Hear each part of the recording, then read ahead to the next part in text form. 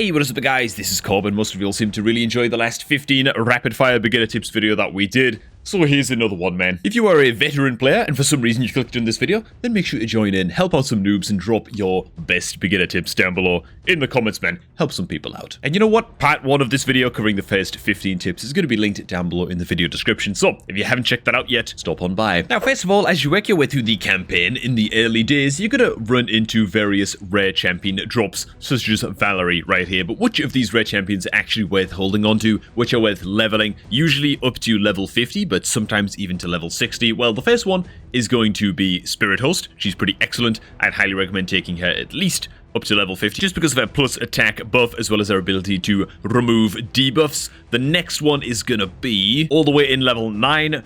That's going to be War Maiden. There she is in all of her glory. War Maiden, extremely, extremely good, mostly because of a strong increased defense debuff. Not uncommon at all for a lot of folks to take War Maiden all the way up to level 60. This is that strong of a debuff, and until you get a better option, a better alternative, then War Maiden is going to be your gal, so definitely be holding on to her. And finally, all the way in stage 12, we have Diabolist. Diabolist is going to be your first 10-meter control champ, ability to increase speed on allies, strong increased speed as well, and she's got the 10-meter fill and the 10-meter decrease of enemies by 15%.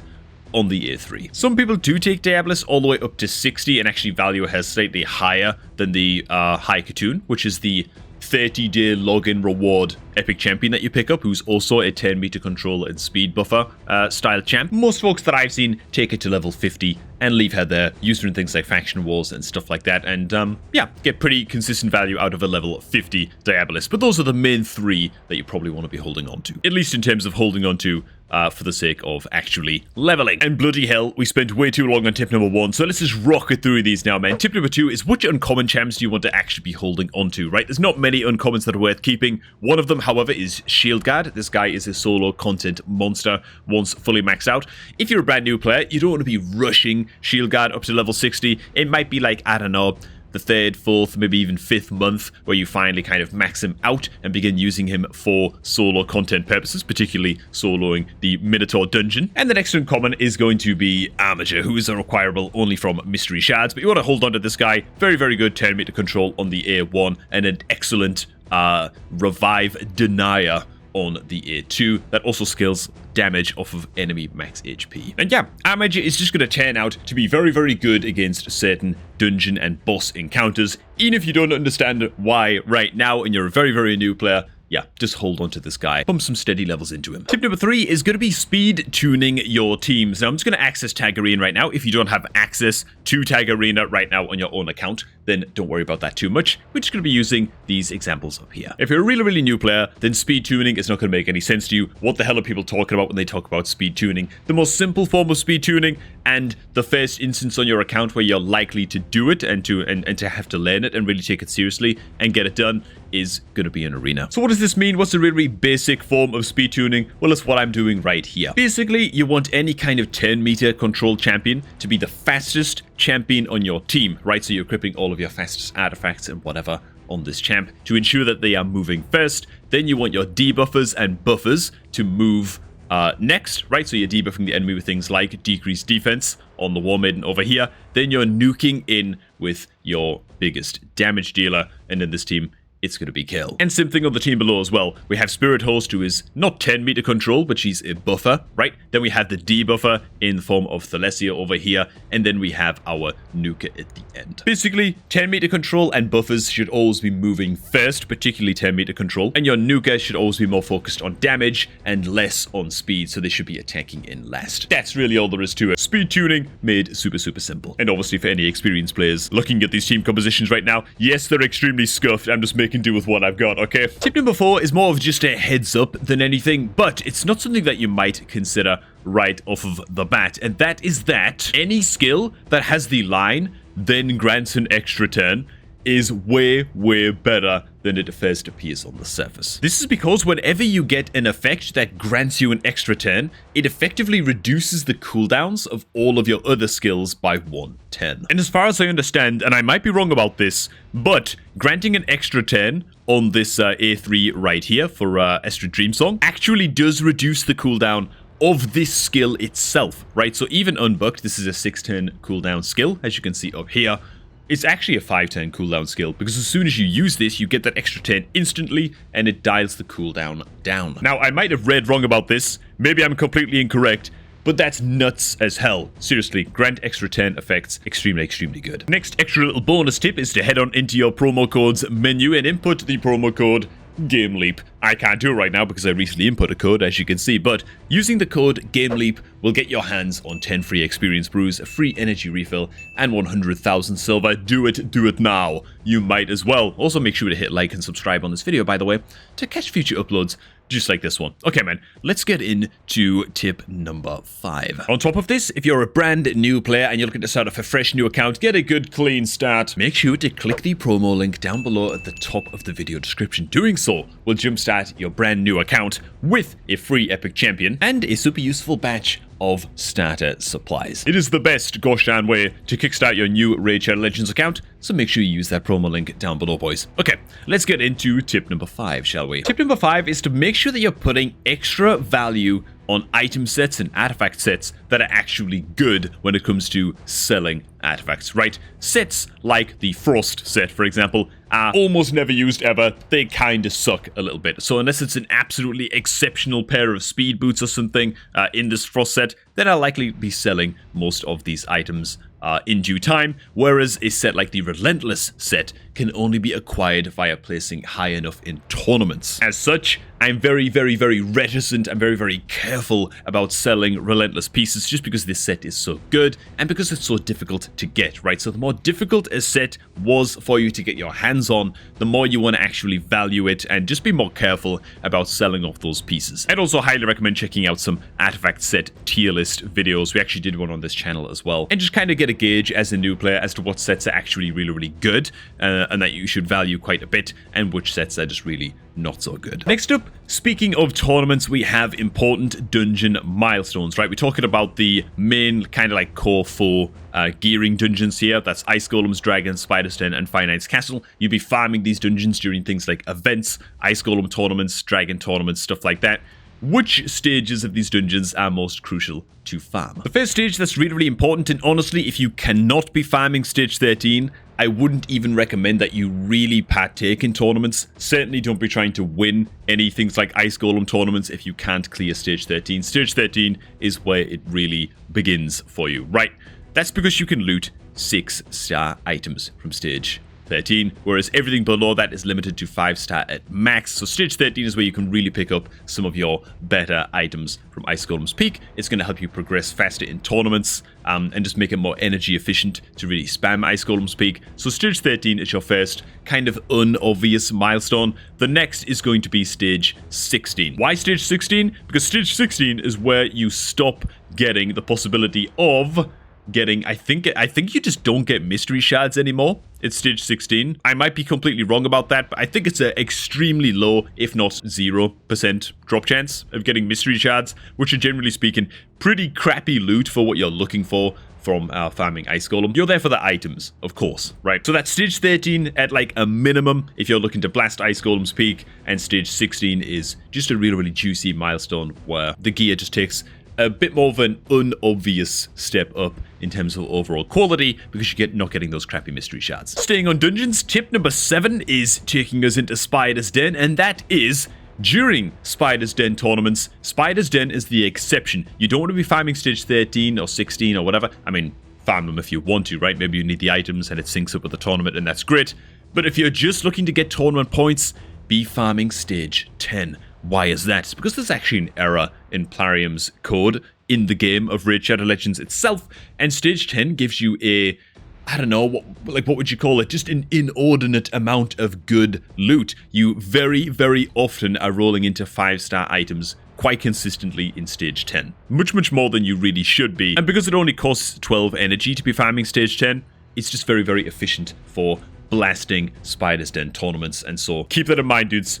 If there's a Spider's Den tournament, blast stage 10, dude. It's your friend. It's gonna be your friend anyways, as a beginner player. For tip number 8, we have skill tome usage efficiency. That's a bit of a mouthful, isn't it? What does it really mean? It means that, well, first of all, there's a few rules. if you have a rare champion, like Spirit Host here, that you can farm during the campaign, okay, and you can use copies of Spirit Host to max out all of her skills, then that's what you want to be doing. Never, ever, ever be spending a rare skill tome on a rare champion if that rare champion is farmable in the campaign. Might seem kind of obvious, but, you know, brand new players, man, you never know what they're gonna do. That's the kind of stupid mistake I would have made a couple of months ago, you know what I'm saying? In addition, this also kind of goes without saying, but I'll just throw this in there as well. Rare skill tomes, you should only ever be using these on rare champions, epic skill tomes on epic champions, and legendary skill tomes on Legos, okay? Don't be pumping your epic skill tomes into a rare champion, no matter how tempting it is, no matter how good you feel like that rare champion is. Epic skill tomes are much, much harder to come by than rare tomes.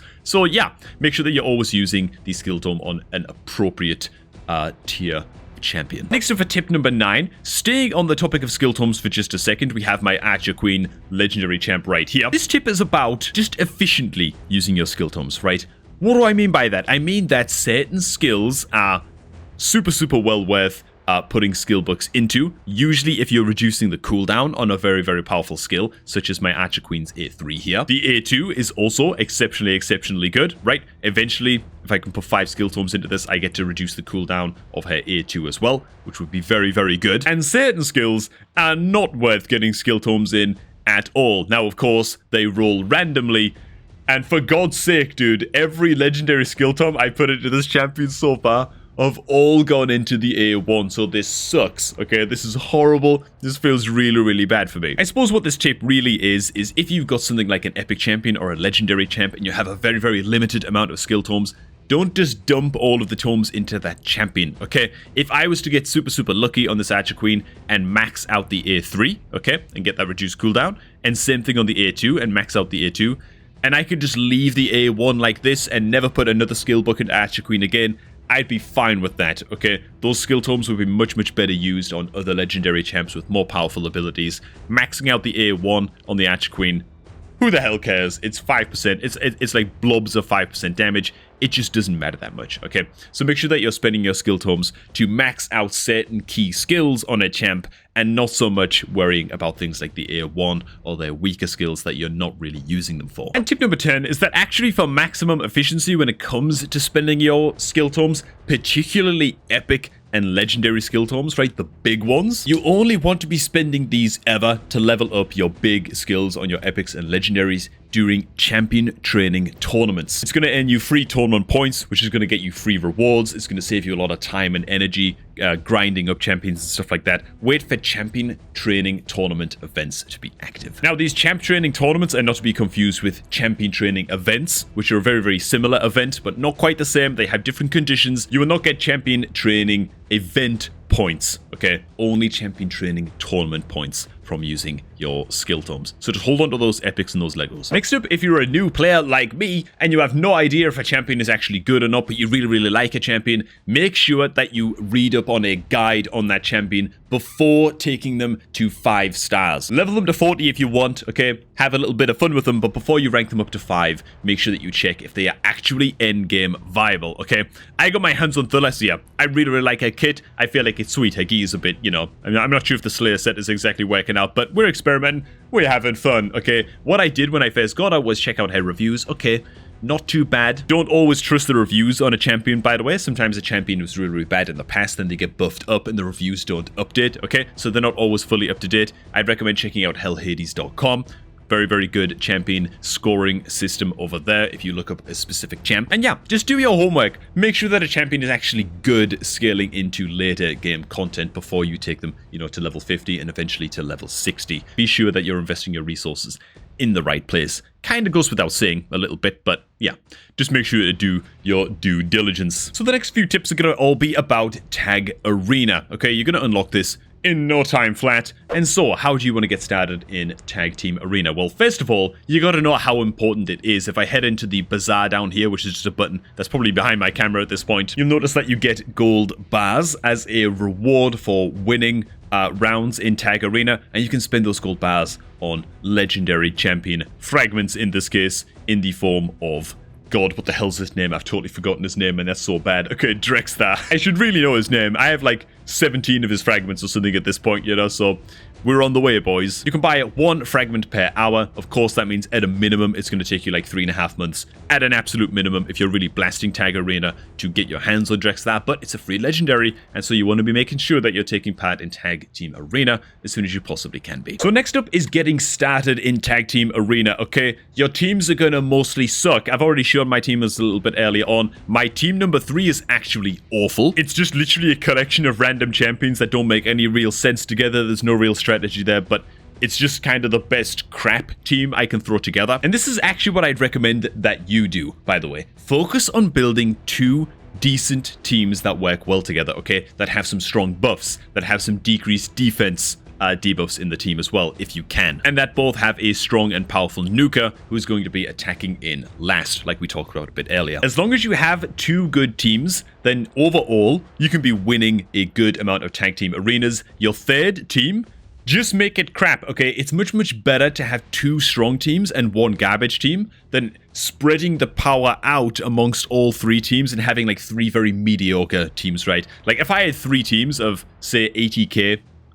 team power, I would really, really struggle to get any more than 1 win against this guy. Whereas this way, because I've built my team with 2 strong teams and 1 crappy team, I can just move the crappy team around and throw my crappy team into his strongest team. You know what I'm saying? His strongest team here is 120k power level. If I just throw my dog-ish, my crap into his super strong team, then I have a very, very good chance of actually taking on and beating out his 2 weaker teams, man. Let's actually just give it a try and see how it pans out. So, yep. Looks like we're just going to lose the first round, which is completely expected, of course. And any minute now, there we go. See how round number 2 goes. So I'm expecting to win these next 2 rounds pretty comfortably, to be honest. And it looks like we're going to absolutely just clap the hell out of his team number 2. Team number 3, I'm not quite as confident about this one because he has the Wukong, but I think we might be able to pull it off with a little bit of luck. We're going to get our plus attack buffs up. Oh no, we got our 10 meter reduced. Still might be okay, man. It's Rathalos versus Wukong. Nice. And we get him dead. Okay, lovely. So we win 2 out of 3. That's what I'm talking about, okay? Focus all of your power into 2 teams. Throw your weakest team against your enemy's strongest team, and you can usually turn out 2 out of 3 wins. Maybe that's kind of obvious stuff, but maybe it'll help some people get started in Tag Team Arena at least. Tip number 14, staying on Arena, but this could be useful everywhere, to be honest, is enter into the Team Setup menu over here up in the top left, and you can use this Team Setup menu to establish attack orders and attack commands for the AI in certain team comps. This can be really, really useful on certain champions such as my Archer Queen over here, where I always want her to open up with a certain skill, in this case her AoE stun. And yeah, just make sure to set some team instructions to make sure that your champs are always opening up with the ideal order of skills that you want to see to make your team really tick. Which, by the way, I understand I didn't actually have my team composition set up active in this example right now, but make sure that once you have set up your team, you actually hit the little checky box right here just to ensure that the commands are being utilized. And the final tip, tip number 15, is going to be to hoard your resources. What do we mean by that? Well, in particular, shards, okay, but a lot of other resources. Any resource that doesn't regenerate over time, you should be spending those like crazy, if you can.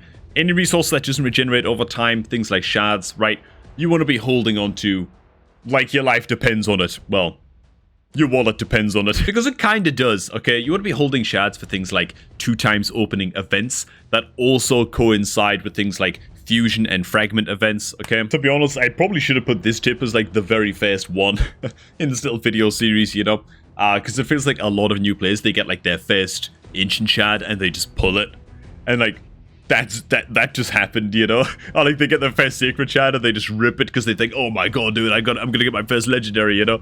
And it's like, no, dude, you gotta be holding onto these shards for things like fusion and fragment events because they can earn you a crap load of things like champion chase event points. For a lot of these events, you're gonna be wanting to, dude, you're gonna want to be sitting on like piles of 5, 6, 7, 8 sacred shards at a minimum. Things like 50 odd ancient shards at a minimum. And honestly, it's almost impossible to get too many mystery shards, you know? have 5,000 if you can. The point is, just hold your resources and yeah, be very, very careful about when you actually use your resources. Make sure you do a little bit of homework on certain events. Make sure you do the math on certain events. That's also quite important to make sure that you're not going to pull shards and fall short of a certain tournament goal or shard pulling event point total that you're really, really wanting to hit. As a super TLDR, in the first, like, I don't know, 1 or 2 months where you're playing Raid, you probably shouldn't be pulling a single shard that isn't a mystery shard.